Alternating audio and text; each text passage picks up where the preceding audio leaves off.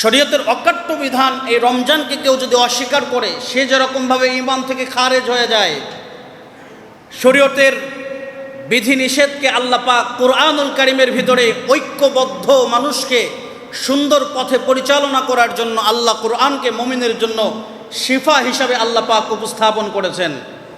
আমরা গত 2-3 দিন ধরে বাংলাদেশের একটা নিবন্ধনকৃত দলের একজন লিডারকে বলতে শুনেছি, তিনি রমজানকে ব্যঙ্গ করে বলেছেন যে আল্লাহ কোরআন নাজিল করেছেন এটা অহেতুক একটা কিতাব। নাউজুবিল্লাহ বললেন না? আচ্ছা, শিক্ষিত সমাজ, আপনাদের কাছে আমি একটা প্রশ্ন করতে চাই, আল্লাহ কোরআনকে কি অহেতুক সৃষ্টি করেছেন নাকি মুমিনের শিফার জন্য সৃষ্টি করেছেন? আপনারা ক্ষমতা আসার আগেই যা শুরু করেছেন, কোরআন নিয়ে কথা বলেন, হাদিস নিয়ে কথা বলেন। আল্লাহর কসম করে বলছি, কোরআন এবং হাদিস বিদ্বেষ পোষণ করে এই জমিনে কেউ সম্মানিত হতে পারে নাই। যারা আল্লাহর কোরআন নিয়ে বিদ্বেষ পোষণ করেছে, আল্লাহ পাক ফিরআউনের মতো, নমরুদের মতো জুতা পিটা করে আল্লাহ তাদেরকে দুনিয়ার জমিনে অসম্মানিত করেছেন। আওয়াজ করে কথা বলেন, ঠিক কি না? সুতরাং কোরআন অহেতুক কিতাব নয়। আপনার শিক্ষার অভাব, আপনি শিক্ষিত না হয়ে রাজনীতি করতে এসেছেন, সঙ্গত কারণে আপনার মতো বেয়াদব গুলো এই ইসলামের অকাট্য একটা দালিলিক কিতাব আল্লাহর পক্ষ থেকে আল্লাহ বলেছেন যে যেই কিতাবটাকে আল্লাহ ওয়ানুনাজ্জিলু মিনাল কোরআন মা হুয়া শিফাউ ওয়া রাহমাতুল লিল মুমিনিন, আল্লাহ প্রত্যেকটা মুমিনের জন্য কিতাবকে রহমত, প্রত্যেকটা মুমিনের জন্য আল্লাহ কিতাবকে শিফা, প্রত্যেকটা মুমিনের জন্য আল্লাহ কোরআনকে ঔষধি হিসেবে উপস্থাপন করেছেন। আপনি যেহেতু বলছেন এই কোরআনকে আল্লাহ অহেতুক নাজিল করেছে, এই কোরআন মুসলমানদের একটা অহেতুক কিতাব, আল্লাহর কসম করে বলছি, এই কথা থেকে আপনি যদি তওবা না করেন, এই বিশ্বের পুরা বাংলাদেশের তাওহীদি জনতার জুতার বাড়ি খেয়ে আপনাকে মরতে হবে। আওয়াজ করে কথা বলেন, ঠিক কি না? কারণ আপনারা যখন কোরআন নিয়ে কথা বলেন, আপনাদেরকে এখনো আমরা শ্রদ্ধা রেখে সম্মান রেখে বলছি, আপনারা যখন কোরআন নিয়ে কথা বলেন, রাসূলুল্লাহ সাল্লাল্লাহু আলাইহি সাল্লামকে নিয়ে কথা বলেন, ব্যঙ্গ করেন, রাসূলুল্লাহর স্ট্যাটু করেন, আমাদের হৃদয়ে তখন আগুন জ্বলে। কারণ আমরা মা বাবা উহিব্বুকা ইয়া রাসূলুল্লাহ মান আহাব্বানিল্লাহ ওয়া আবগাদানিল্লাহ ওয়া মান আ'তানিল্লাহ ফাকাদ ইস্তিকমালাল ঈমান। আমার রাসূলকে নিয়ে কেউ যখন কথা বলে আমার হৃদয়ে আগুন জ্বলে, আল্লাহর কোরআন নিয়ে কেউ যখন কথা বলে আমার হৃদয়ে আগুন জ্বলে। পুরা বিশ্বের মুসলমানের কোনো ভাইয়ের রক্ত যখন ঝরে আমার বুকে আগুন লাগে। বলে কেন? এটা ঈমান, এটা আল্লাহর পক্ষ থেকে কথা। আল্লাহর কোরআন নিয়ে কেউ যদি আর একটা কটূক্তি করে ওনাকে তো ছাড় দেওয়া হয়েছে। রবের কসম করে বলছি, যে জানোয়ার, যে বেহুদা, যে নালায়েক আল্লাহর কোরআন নিয়ে কথা বলবে, জায়গার ভিতরে মুসলমান ওর গর্দান থেকে কল্লাকে আলাদা করে দেবে। কথা বলে ঠিক কি না? এটা আমাদের ঈমানের কথা। সুতরাং তোমাদেরকে বারবার বলছি, ক্ষমতায় আছো থাকো, আমাদের কোনো আফসোস নাই। বিভিন্ন জায়গায় তোমরা চাঁদাবাজি করছো, করো, ইসলামে এটা অবৈধ করতেছো, করো। এগুলো নিয়ে হুজুররা কোথাও এত আহামরি কথা বলে না। তবে কোরআন হাদিসের বিপক্ষে এক চুল পরিমাণ কথা বললে, রমজানের রোজাকে নিয়ে এক চুল পরিমাণ কথা বললে, কোন দল করে, কোন মত করে, সে কোন দলের মহাসচিব, সে কোন জায়গায় কোন দলের লিডার, এগুলো দেখার টাইম নাই। তাওহীদি জনতা আল্লাহ এবং রাসূলের থেকে এই দুনিয়াতে কোনো দলকে বড় করে দেখে না। কথা বলেন ঠিক কি না? আমরা কোরআনের পরে সব কিছু দেখি, হাদিসের পরে সব কিছু দেখি। আমাদেরকে মাঝে মাঝে বলে, হুজুর ফিলিস্তিনে মানুষ মরে আপনারা কেন চিল্লান? আরে ভাই, ফিলিস্তিনে মানুষ মরে আমরা কেন চিল্লাই? বিশ্বকাপ যখন খেলা হয় আপনারা দোকানে বসে কেন চিল্লান? আপনাদের সম্পর্ক ওদের সাথে, আমাদের সম্পর্ক আল্লাহর রাসূল বলেছেন আল মুসলিম আকুল মুসলিম, প্রত্যেক মুসলমান প্রত্যেক মুসলমানের ভাই, তারা আমাদের ভাই।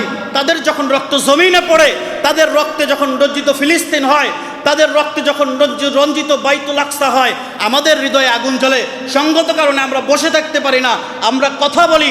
আল্লাহ পাক এই কথা বলার কারণে কিয়ামতে আমাদেরকে নাজাতের যিনি ব্যবস্থা করে দিবেন তিনি কে? রাসূলুল্লাহ যে বিষয়টা আমাদেরকে বুঝালেন এই কথার মাধ্যমে, যে রাসূলুল্লাহ সাল্লাল্লাহু আলাইহি সাল্লাম 2 মাস যেরকম দোয়া করতেন, দোয়া করতে করতে করতে করতে যখন শাবানের শেষ প্রান্তে আসতেন, রাসূলুল্লাহ মাঝে মাঝে রাতের বেলায় হাউমাউ করে কান্না করতেন, চিৎকার করে করে কান্না করতেন, আর বলতেন আল্লাহুম্মা গফিরলি, এই আল্লাহুম্মা গফিরলি, হে আল্লাহ আপনি আমাদেরকে মাফ করেন। এরকম কথা রাসূল বলতেন আর চিৎকার করে করে কান্না করতেন। সাহাবা একরাম জিজ্ঞেস করলেন, ইয়া রাসূলুল্লাহ, আপনার তো আগের পরের জিন্দেগির গুনাহ মাফ।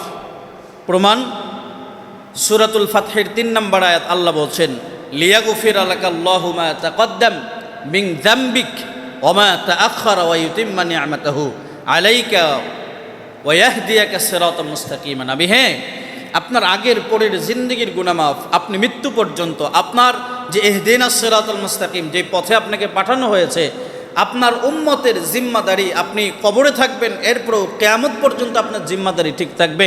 সুতরাং আপনার হতাশ হওয়ার তো কিছু নাই, আপনার জিন্দগিতে কোনো গুনাহ নাই, আপনার কোনো অপরাধ নাই, আপনি একজন নিরপরাধ মানুষ, আপনার মতো পবিত্র মানুষ এই দুনিয়াতে নাই। আল্লাহ পাক নিজে বলছেন ওমা মুহাম্মাদুর রাসূল কদ খলাত মির রাসূল, যে আমি আল্লাহ যত রসুল দুনিয়াতে পাঠিয়েছি, যত নবী দুনিয়াতে পাঠিয়েছি, সব থেকে পবিত্র আপনি। আল্লাহ এভাবে আরেক জায়গায় বলছেন মুহাম্মাদুর রাসূলুল্লাহ ওয়াল্লাযীনা মাআহু আশিদ্দাউ আলাল কুফফার রিরুহামাউ বাইনাহুম তারাহুম রুকআ সুজদান ইয়াবতাগুনা ফাদলা। যে নবীর বৈশিষ্ট্য আল্লাহ পাক বলছেন যে মুহাম্মাদুর রাসূলুল্লাহ নিশ্চয়ই তিনি আল্লাহর রাসূল। ওয়াল্লাযীনা মাআহু আশিদ্দাউ আলাল কুফফার, তেনার কয়েকটা চরিত্র রয়েছে। কি রকম চরিত্র? তিনি যখন মাআল রিরুহামাউ বাইনাহুম, যে পরস্পরে তিনি যখন কথা বলতেন, তিনি ছিলেন বিনয়ী, আবার কুফুর শক্তির সঙ্গে। ওয়াল্লাযীনা মাআহু আশিদ্দাউ আলাল কুফফার, কাফের যদি তাদের সামনে আসতো, রাসূল তখন কর্কশ ভাষী হয়ে যেতেন। ইসলামের কথা বলতেন, ঠান্ডা মেজাজে বলতেন। ইসলামের সাথে সাংঘর্ষিক কোনো বিষয় রাসূলুল্লাহ কঠোর হয়ে যেতেন। বলে কেন? ওই কথাটাই আল্লাহ পাক সূরাতুল ফাতহির 2 নম্বর আয়াতে আবার বলছেন যে ইন হুয়া ইল্লা ওয়াহয়ু ইউহা। ও নবী, সূরা নাজমের আয়াত, আল্লাহ বলছেন ও নবী, আপনাকে আমি আল্লাহ যতটুকু ওহী দিলাম এতটুকু প্রচার করেন, এর বাহিরে আপনি কথা বলতে যায়েন না। আপনি যদি বাহিরে কথা বলেন, আল্লাহর ওহী ছাড়া বিন্দু পরিমাণ যদি আপনি এদিক সেদিক করেন, কিয়ামতের দিন আপনাকে আমি জবাবদিহির কাঠগড়ায় দাঁড় করাবো। সুতরাং আল্লাহর রাসূল যতগুলো কথা আমাদের জন্য বলেছেন, এটা উম্মতের জন্য ফায়দা। আল্লাহর রাসূল যতগুলো দিক নির্দেশকমূলক কথা বলেছেন, এগুলো উম্মতের জন্য ফায়দা। এটা মেনে নেন, জিন্দেগি কামিয়াবি। এটা মানবেন না, ক্ষতিগ্রস্তদের ভিতরে থাকবেন। আল্লাহ বলছেন যে ওয়াল আসরুন, সময়ের শপথ, ইন্নাল ইনসান, যে পৃথিবীতে যত মানুষ আছে, আল ইনসান, আলিফ নুনের আগে যদি আলিফ নুন আসে, এরপরে যদি আলিফ আসে, আবার যদি নুন আসে, আল্লাহ বলেন পুরো সমগ্র বিশ্বকে বোঝানো হয়। যে আর নার দিয়ে যেরকম আগুন বোঝানো হয়, কিন্তু এখানে আল ইনসান ব্যবহার করার কারণে আল্লাহ পুরো সমগ্র মানুষকে বুঝিয়েছেন। কি বুঝিয়েছেন? যে ইন্নাল ইনসান, নিশ্চয়ই মানুষগুলো ক্ষতিগ্রস্তের মধ্যে রয়েছে। কীরকম ক্ষতি? যে তারা যেখানে যায়, আল্লাহর রাসূলের বিধানের বাহিরে যায়, তারা ক্ষতিগ্রস্ত। এই ক্ষতি থেকে কারা বেঁচে আছে? আল্লাহ বলেন ইল্লাল্লাযীনা আমানু, যারা ঈমান এনেছে আল্লাহর উপরে, ওয়া আমিলুস সালিহাত, এবং নেক কাজ করে, ওয়া তাওয়াসাউ বিল হক, এবং হকের উপরে থাকে, ওয়া তাওয়াসাউ বিস সবর, এবং ধৈর্য ধারণ করে। আল্লাহ বলেন এই 4 শ্রেণীর মানুষ ব্যতীত দুনিয়াতে সব মানুষগুলো ক্ষতিগ্রস্ত। তো রাসূলুল্লাহ এরকম মাঝে মাঝে এত চিৎকার করে করে কান্না করতেন যে আম্মাজান আয়েশা সিদ্দিকা বলেন যে রাসূলুল্লাহর কান্নার আওয়াজে মাঝে মাঝে আমার ঘুম ভেঙে যেত। রাসূলুল্লাহর একটাই আফসোস ছিল যে রজব চলে গেল হেলায় খেলায়, শাবান কেটে গেল হেলায় খেলায়, আহা আমার উম্মতগুলো অপবিত্র অবস্থায় যদি পবিত্র রমাদানে প্রবেশ করে, আল্লাহ যদি রমজানে মাফ না করে, আমার উম্মতের হালত কি হবে? রাসূলুল্লাহ এরকম উম্মতের জিম্মাদারি নিয়ে উম্মতের জন্য প্রচুর কান্নাকাটি করতেন। কেন কান্না করতেন? রাসূলের তো আগের পরের জিন্দগির সব গুনাহ মাফ ছিল। রাসূলের তো জিন্দগির সমস্ত কথা, সমস্ত আশা, সমস্ত ভরসা উম্মতদেরকে নিয়েছিল। কিন্তু উম্মত এত পরিমাণ গাফেল যে রাসূলের সুন্নত কি, শরীয়তের বিধিনিষেধ কি, আমাদের রাসূল সাল্লাল্লাহু আলাইহি সাল্লামকে আল্লাহ পাক কি জন্য দুনিয়াতে প্রেরণ করেছেন, আমরা এ বিষয়েও বড় গাফেল। দুঃখ আর পরিতাপের বিষয়, বিশ্বনবী সাল্লাল্লাহু আলাইহি সাল্লাম, আল্লাহ পাক রব্বুল আলামিন নবীজি সাল্লাল্লাহু আলাইহি সাল্লামকে ডাক দিয়ে বলেন, নবী হে, আপনি আপনার উম্মতদেরকে বলেন আপনার উম্মতগুলো রমাদান মাস, এই অফুরন্ত নিয়ামতের মাসের আগে আমি শাবান মাসকে আরও একটা অফুরন্ত নিয়ামতের মাস হিসাবে আপনার সামনে উপস্থাপন করলাম। আল্লাহ রাসূল সাল্লাল্লাহু আলাইহি সাল্লাম বলতেন, সাহাবা ইকরাম বর্ণনা করছেন যে রাসূলুল্লাহ মাঝে মাঝে মসজিদে নববীতে বসে শাবানের রোজা রাখার জন্য খুব কড়াভাবে সাহাবীদেরকে বলতেন, এই কে কে শাবানের রোজা রেখেছো? দাঁড় হতো। আল্লাহ রাসূল বলতেন, যারা রেখেছো ঈমান নিয়ে যদি মরতে পারো তোমরা আল্লাহর জান্নাতি, সুবহানাল্লাহ পড়ে। এরকম কথিত একটা ঘটনা হাদিসের ভিতরে হযরত ইবনে আব্বাস থেকে বর্ণিত যে রাসূলুল্লাহ সাল্লাল্লাহু আলাইহি সাল্লাম একদিন মসজিদে নববী থেকে একটু দূরে একটা খেজুর বাগানের ভিতরে বসে আছেন। এমন সময় হযরতে আবু বকর সিদ্দিক রাদিয়াল্লাহু তাআলা আনহু আসছেন। তো রাসূলুল্লাহ যেখানে আরাম আয়েশ করতেছেন, চিন্তিত অবস্থায় উম্মতের দরদ নিয়ে বিশ্বনবী সাল্লাল্লাহু আলাইহি সাল্লাম কূপের ভিতরে পা ঝুলাইয়া দিয়া, আল্লাহর রাসূল নিচ থেকে ঠান্ডা বাতাস আসতেছে এবং খেজুরের গাছের নিচে অন্যরকম একটা ঠান্ডা থাকে। তো খেজুরের গাছের বাতাস এবং নিচ থেকে পানির একটা ঠান্ডা আবহাওয়া, রাসূলুল্লাহ কূপের উপরে বসে পাগুলো ঝুলাই দেয়া রাসূলুল্লাহ চিন্তা করছেন আমার উম্মতগুলো রমাদানে কি পরিমাণ আল্লাহর কাছে মাপ পাবে। কারণ রাসূলুল্লাহ সাল্লাল্লাহু আলাইহি সাল্লাম বলেন যে আল্লাহ পাক রমাদানকে 3 ভাগে বিভক্ত করেছেন। আউয়ালুহু রাহমাতুন ওয়া আওসাতুহু মাগফিরাতুন ওয়া আখিরুহু ইতকুম মিনান নার। রাসূলুল্লাহ সাল্লাল্লাহু আলাইহি সাল্লাম বলেন যে প্রথমত আল্লাহ পাক রহমত দিয়ে ভরিয়ে দিয়েছেন, ওয়া আওসাতুহু মাগফিরাতুন, দ্বিতীয় ভাগ আল্লাহ পাক মাপের প্রসঙ্গ দিয়ে ভরিয়ে দিয়েছেন যে 10 দিন আপনি আল্লাহর কাছে ক্ষমা চান, ক্ষমা চাইতে চাইতে চাইতে চাইতে যখন 10 দিন পরে আপনি ওয়া আওসাতুহু মাগফিরাতুন, আপনি মাগফিরাতে প্রবেশ করবেন, আল্লাহ পাক আপনার জিন্দেগির যত গুনাহ আছে আল্লাহ মাফ করে দেবেন। এটা রাসূলুল্লাহর কথা। ওয়া আখিরুহু ইতকুম মিনান নার, সর্বশেষ শেষের 10 দিন আল্লাহ পাক জাহান্নামের লিস্ট থেকে নাম কেটে কেটে আল্লাহ পাক জান্নাতীদের খাতার ভিতরে তাদের নামকে লিস্ট করে দেন। কিন্তু দুঃখের বিষয়, আমরা প্রথম 6-7 দিন এত পরিমাণ 5 ওয়াক্ত নামাজে মুসল্লি পাই, এত পরিমাণ তারাবিতে মুসল্লি পাই, এরপরে নামাজগুলোতে ইমাম সাহেবদের ঢোকার কোনো জায়গা থাকে না।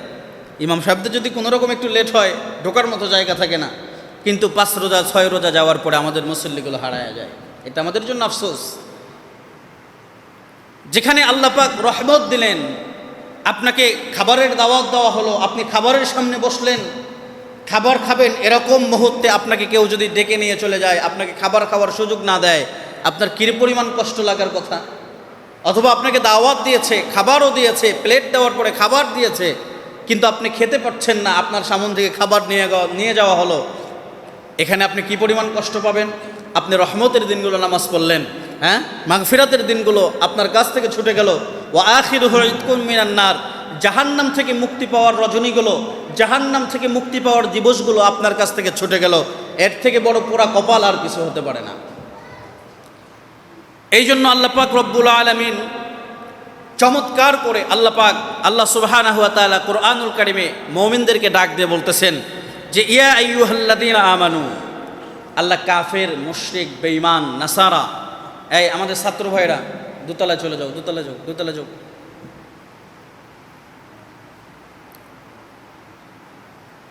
আপনারা একটু আগে আগে বসেন তো।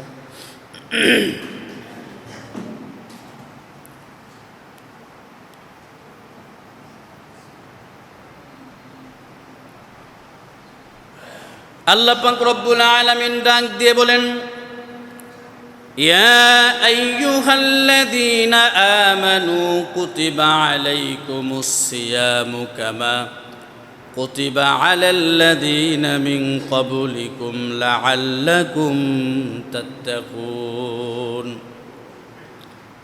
আমাদেরকে যদি প্রশ্ন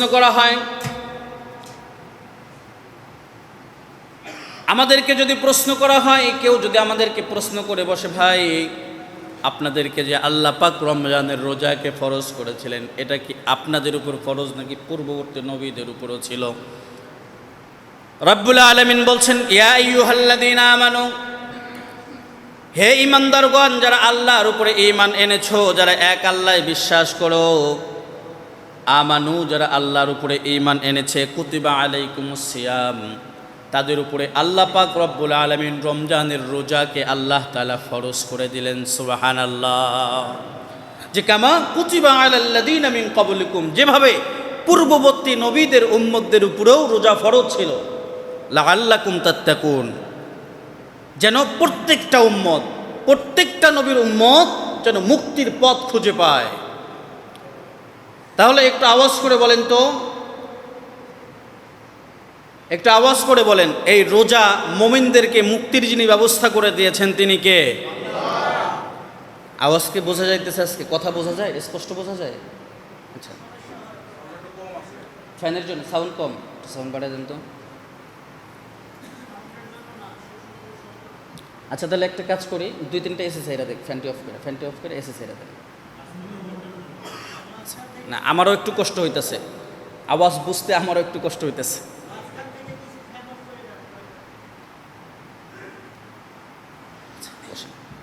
আওয়াজ একটু বাড়াই দেন তাহলে হবে,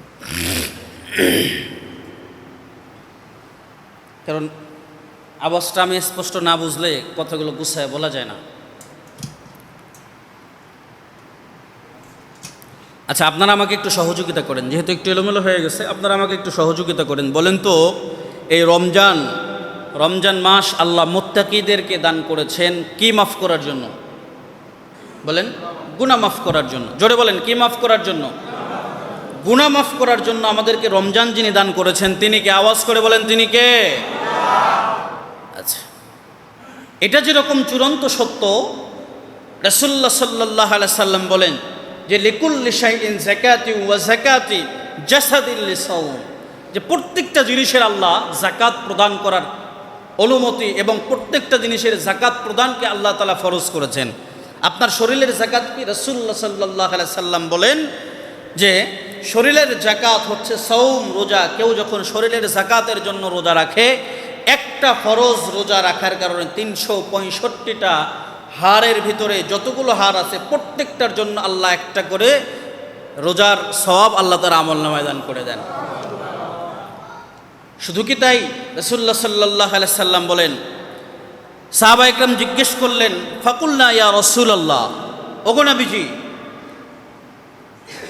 আমরা যারা রোজা রেখেছি, লাইসা কুন্না নাজিদু মা নুফাত্তিরু বিহি সিয়াম, যে ইয়া রাসূলুল্লাহ আমরা যারা রোজা রেখেছি আমাদেরকে কেউ যদি ইফতার করায় তাহলে সে কি পরিমাণ সওয়াব পাবে? সুবহানাল্লাহ পড়বেন না? রাসূলুল্লাহ বলেন, ফাকালা রাসূলুল্লাহ সাল্লাল্লাহু আলাইহি ওয়াসাল্লাম ইয়াতিল্লাহু হাযা সওয়াব, যে ব্যক্তি রোজা রাখলো এবং যে ব্যক্তি রোজাদারকে ইফতারি খাওয়াইলো, আল্লাহ পাক তার আমলনামায় একটা কবুল রোজার সওয়াব আল্লাহ তার আমলনামায় দান করে দেবেন। আল্লাহ রাসূল বলেন, মান ফাতারা সাইমা, যদি কোনো রোজাদারকে ইফতার অথবা সেহারি খাওয়ায়, যদি কোনো রোজাদারকে ইফতার অথবা সেহারি খাওয়ানোর ব্যবস্থা করে, কি দিয়ে? লাবান, 1 গ্লাস দুধ অথবা 1 ফোঁটা দুধ। আল্লাহ রাসূল বলেন অতামরতিন, অথবা একটা খেজুর। কথাগুলো বুঝবেন, 1 ফোঁটা দুধ অথবা 1 গ্লাস দুধ অথবা একটা খেজুর। ওয়া আশরাবাতিন মিনাল মা, অথবা পানি, যদি কেউ 1 গ্লাস পানি দিয়ে কাউকে ইফতার অথবা সেহারি খাওয়ায়, আল্লাহ পাক তার আমলনামার ভিতরে কবুল একটা রোজার সওয়াব আল্লাহ তাকে দান করে দেবে।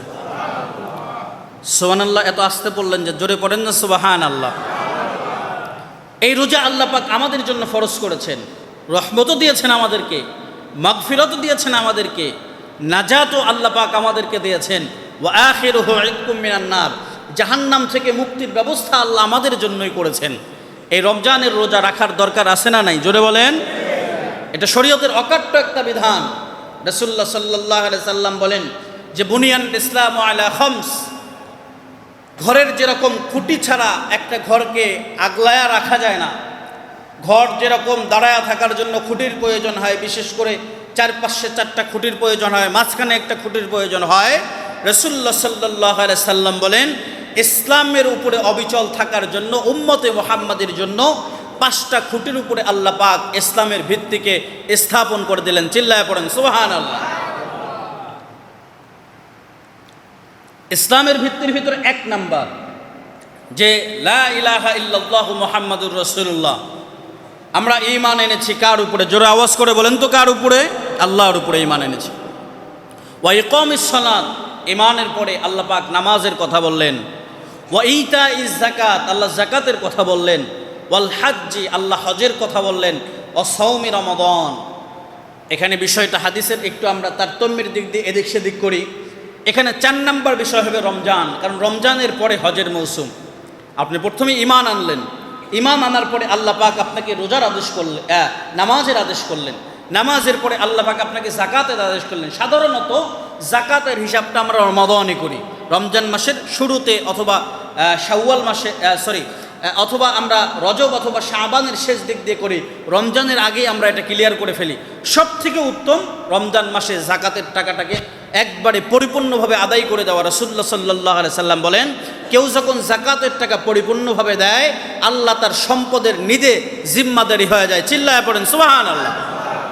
যাকাত দিলে আল্লাহ সম্পদের জিম্মাদারি নিজে নিয়ে আনেন, এখান থেকে নোকসানি হয় না, এখানে আল্লাহ বরকত দেন, তারাক্কি দেন, আসমানি যত খায়ের আছে আল্লাহ সব খায়ের দিয়ে আল্লাহ পাক ভরাইয়া দেন। 4 নাম্বার, অসৌমি রমাদান, রমজান মাসে রোজা রাখা। রমজান মাসে আমরা কয়টা রোজা রাখার নিয়ত করব বলেন তো? 29টা, 30টা? যদি 29টা হয় না, আল্লাহ বলছেন, আল্লাহ শাহরুন শব্দ বলেছেন যে 1 মাস তোমরা রোজা রাখো, শাহরু রমাদান, 1 মাস রোজা রাখতে হবে। আল্লাহ এটা চাইতো 29 দিন করুক, আল্লাহ 30 দিন করুক। এই ইচ্ছা শক্তি যিনি রাখেন তিনি কে? আরেকটা আওয়াজ করে বলেন তো, তিনি কে? এই ইচ্ছা শক্তির অধিকারী একজন, তিনি হচ্ছেন আল্লাহ। শরীয়তের অকাট্য বিধান এই রমজানকে কেউ যদি অস্বীকার করে, সে যেরকমভাবে ঈমান থেকে খারেজ হয়ে যায়। শরীয়তের বিধিনিষেধকে আল্লাহ পাক কোরআনুল কারীমের ভিতরে ঐক্যবদ্ধ মানুষকে সুন্দর পথে পরিচালনা করার জন্য আল্লাহ কোরআনকে মুমিনের জন্য শিফা হিসাবে আল্লাহ পাক উপস্থাপন করেছেন। আমরা গত 2-3 দিন ধরে বাংলাদেশের একটা নিবন্ধনকৃত দলের একজন লিডারকে বলতে শুনেছি, তিনি রমজানকে ব্যঙ্গ করে বলেছেন যে আল্লাহ কোরআন নাজিল করেছেন, এটা অহেতুক একটা কিতাব। নাউজুবিল্লাহ বললেন না? আচ্ছা শিক্ষিত সমাজ, আপনাদের কাছে আমি একটা প্রশ্ন করতে চাই, আল্লাহ কোরআনকে কি অহেতুক সৃষ্টি করেছেন নাকি মুমিনের শিফার জন্য সৃষ্টি করেছেন? আপনারা ক্ষমতা আসার আগেই যা শুরু করেছেন, কোরআন নিয়ে কথা বলেন, হাদিস নিয়ে কথা বলেন। আল্লাহর কসম করে বলছি, কোরআন এবং হাদিস বিদ্বেষ পোষণ করে এই জমিনে কেউ সম্মানিত হতে পারে নাই। যারা আল্লাহর কোরআন নিয়ে বিদ্বেষ পোষণ করেছে, আল্লাহ পাক ফিরআউনের মতো, নমরুদের মতো জুতা পিটা করে আল্লাহ তাদেরকে দুনিয়ার জমিনে অসম্মানিত করেছেন। আওয়াজ করে কথা বলেন, ঠিক কি না? সুতরাং কোরআন অহেতুক কিতাব নয়।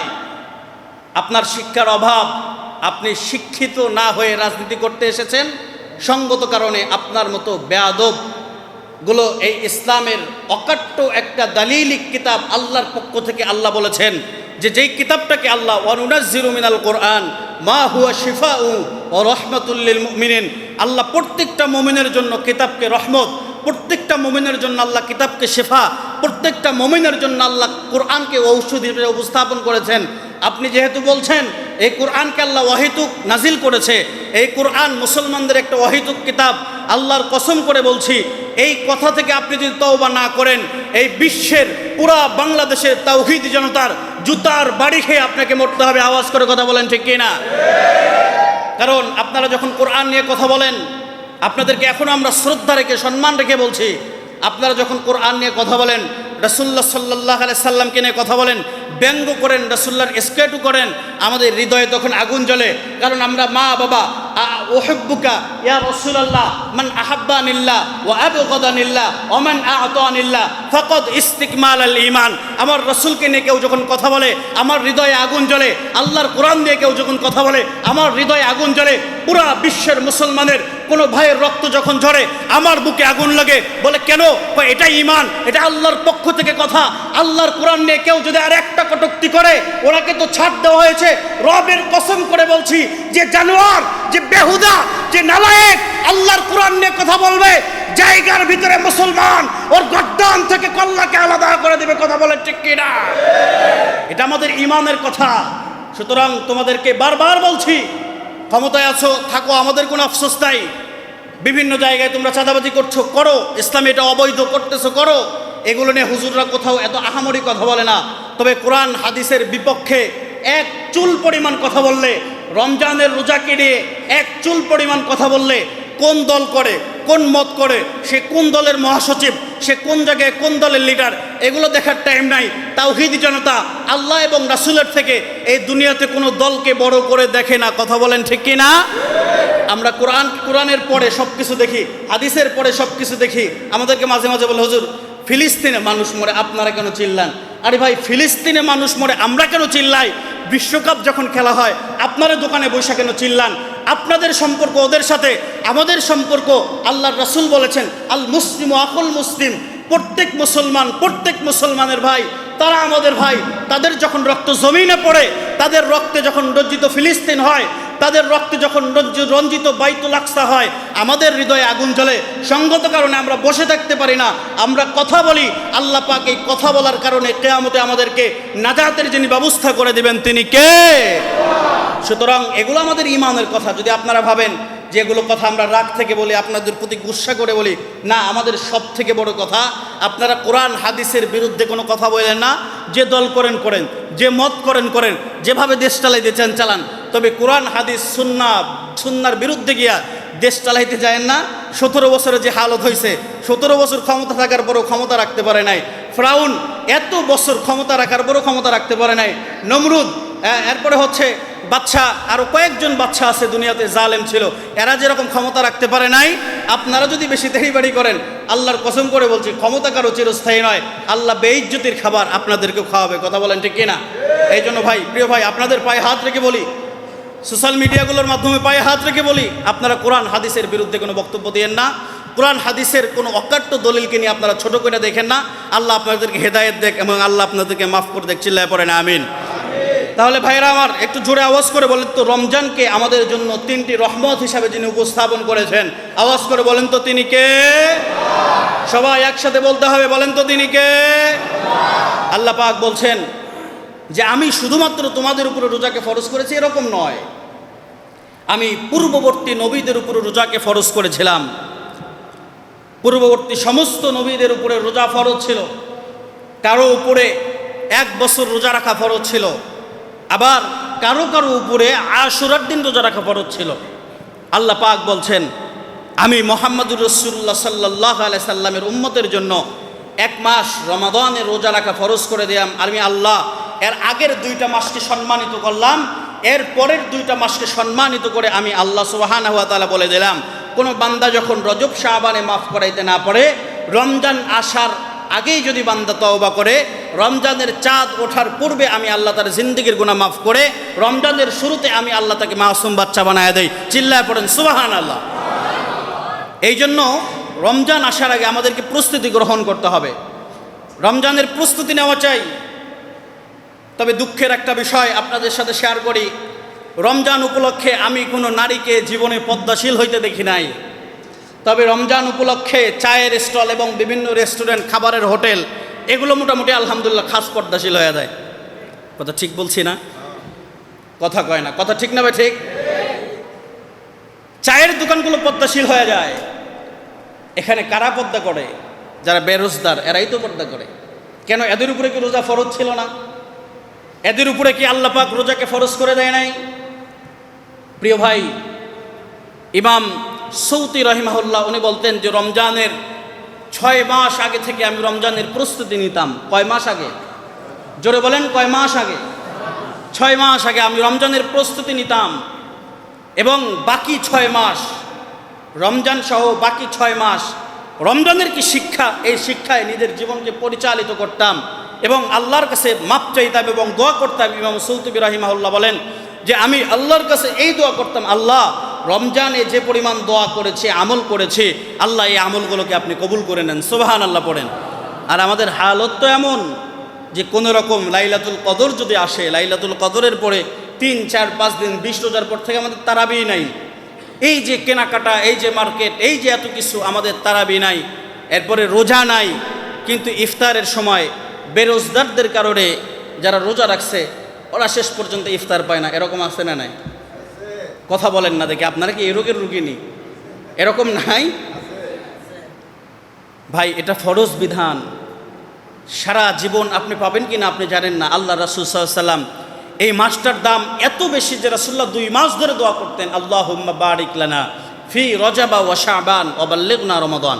ও আল্লাহ, আপনি আমাকে রজব শাবানের বরকত দেন এবং রমজান পর্যন্ত আমার হায়াতকে বাড়াইয়া দেন। রাসূলুল্লাহ সাল্লাল্লাহু আলাইহি সাল্লাম বলেন, রমজান মাসে কেউ যদি মৃত্যুবরণ করে, রোজা অবস্থায় কেউ যদি মৃত্যুবরণ করে, অথবা সেহারি করার পরে অথবা ইফতারি করার পরে রাতের সময়টাতে কেউ যদি মৃত্যুবরণ করে, আল্লাহ পাক রব্বুল আলামিন তাকে শহীদি মৃত্যু আল্লাহ তাকে দান করে দেন। এই রমজানকে সুন্দরভাবে পরিচালনা করার জন্য, রমজানকে সুন্দরভাবে অতিবাহিত করার জন্য রমজানকে সুন্দরভাবে উপভোগ করার জন্য আপনাদের জন্য আমি 10টি পয়েন্টকে উপস্থাপন করেছি। হাদিসের কিতাবে রাসূলুল্লাহ সাল্লাল্লাহু আলাইহি সাল্লাম বলেছেন, রমজান আসার পূর্বে বেশি বেশি ইস্তেগফার পড়া। কি পড়া বলেন? কি পড়া? ইস্তেগফার পড়া। আস্তাগফিরুল্লাহ, আস্তাগফিরুল্লাহ। ইস্তেগফার বললে আল্লাহ পাক 5টি উপকারিতা মুসলমানদেরকে দান করে দেন, মুমিনদেরকে আল্লাহ দান করেন। সবথেকে বড় উপকারিতা, আল্লাহ পাক বিপদ আপদ মুসিবত থেকে আল্লাহ তাকে পরিত্রাণ দান করে দেন। সুবহানাল্লাহ পড়েন না?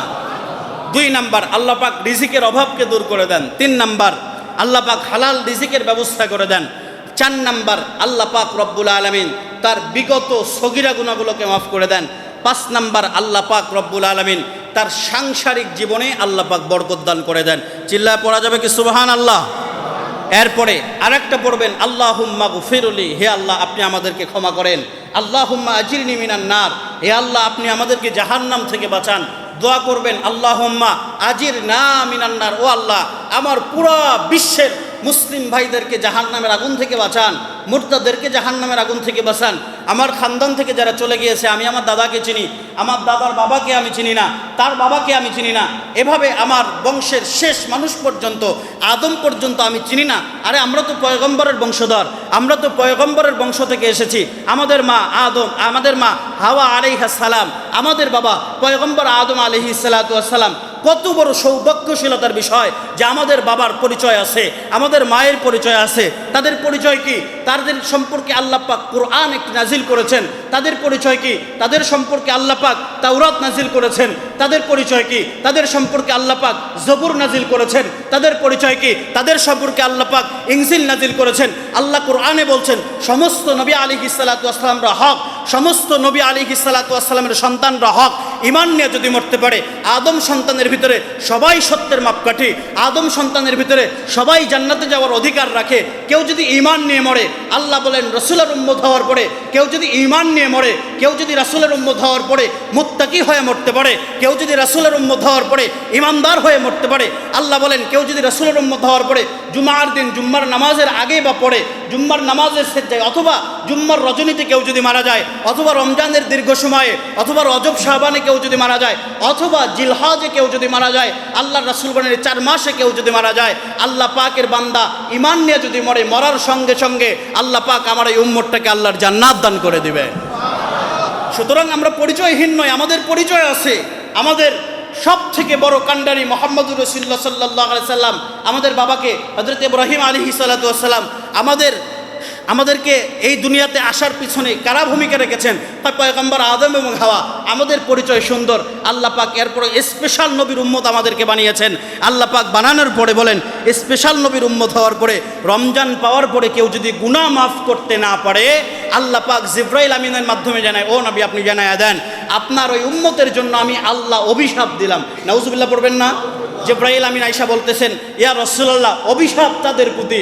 আল্লাহর রাসূল চোখের পানি ঝরঝর করে ছাড়া শুরু করে দিলেন, ঝরঝর করে ছাড়তেছেন আর বলতেছেন, আল্লাহুম্মা গফিরলি, আল্লাহ আমাকে মাফ করো।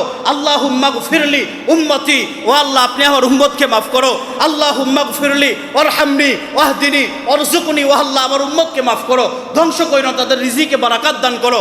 আল্লাহ পাক রব্বুল আলামিন জিবরাইলকে বলতেছেন, জিবরাইল আপনি শোনায়া দেন। রাসূলুল্লাহ সাল্লাল্লাহু আলাইহি সাল্লাম জিবরাইলের সাথে তাল মিলায়া বললেন, জিবরাইল আমার উম্মতকে কি আল্লাহ মাফ করবে না?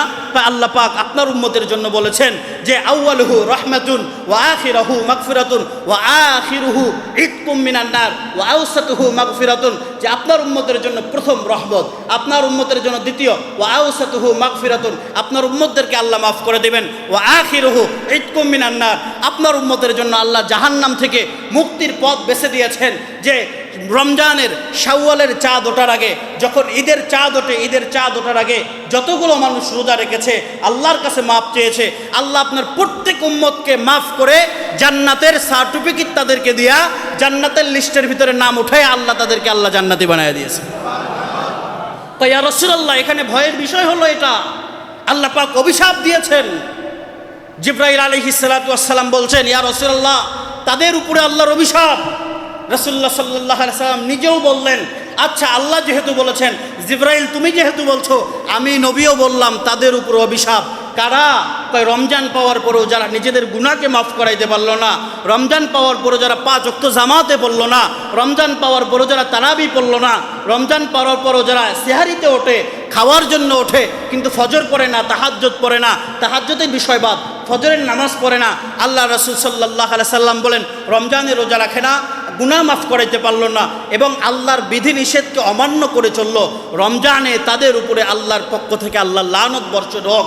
রাসূলুল্লাহ বলেন যাদের প্রতি আল্লাহর লানত পড়ে, এই লানতকৃত বান্দা ব্যতীত, অহংকারী বান্দা ব্যতীত, তাকাব্বুরি বান্দা ব্যতীত এবং যাদের হৃদয়ের ভিতরে দাম্ভিকতা আছে, অহংকার আছে, আরে আমি তো 5 তলার মালিক, আমি তো 10 তলার মালিক, আমার তো পেজারু গাড়ি আছে, আমার তো বহু ধরনের সম্পদ আছে, আমি কেন এই গরিব মানুষের কাছে যাব, আমি কেন এই অসহায়দেরকে দান করব, এই অহংকারী ব্যক্তি ব্যতীত রাসূলুল্লাহ বলেন কদরের রাত্রিতে আল্লাহ পাক এর আগেই আল্লাহ সকলকে আল্লাহ তাআলা মাফ করে দেন।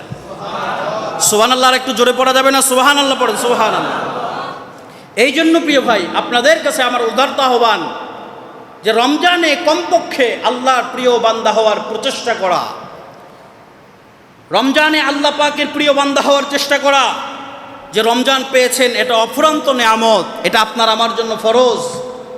আমি একটা খুতবাতে হাদিস পড়েছিলাম যে রাসূলুল্লাহ সাল্লাল্লাহু আলাইহি সাল্লাম বলেছেন, সাহাবা একরাম জিজ্ঞেস করলেন ফাকুল্লা ইয়া রাসূলুল্লাহ লাইসা কুন্না নাজিদু মা নুফাত্তিরু ফিস সিয়াম। ওগো নবীজি, রমজানে যারা রোজা রাখে তাদেরকে যদি আমরা ইফতারি করাই কি পরিমাণ সওয়াব? আল্লাহ রাসূল সাল্লাল্লাহু আলাইহি সাল্লাম বলেন ইউতিল্লাহু হাদা সওয়াব আসিয়াম। যে ব্যক্তিটা রোজা রেখে যে পরিমাণ সওয়াব পেল, অর্থাৎ কবুল রোজার একটা সওয়াব আল্লাহ তার আমলনামায় দান করে দিল। আপনি যে রোজা রেখেছেন, আপনি কি শিওর যে আপনার রোজাটা আল্লাহ কবুল করেছেন? কিন্তু আপনি যদি একজন রমজানে রোজাদারকে ইফতারি করান অথবা সেহারি খাওয়ান, আল্লাহ বলেন একটা কবুল রোজার সওয়াব। সুবহানাল্লাহ জোরে পড়া যাবে কি ইনশাআল্লাহ?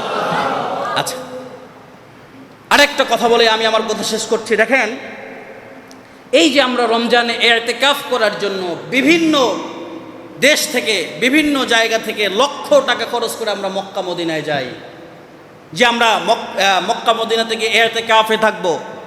রাসূলুল্লাহ এটা আপনার জন্য ফরজ করেন নাই। হ্যাঁ, আপনার হৃদয়ে প্রেম আছে আল্লাহর জন্য, রাসূলের জন্য ভালোবাসা, আপনি যেতে পারবেন বা যাবেন, এটা সওয়াবের বিষয়।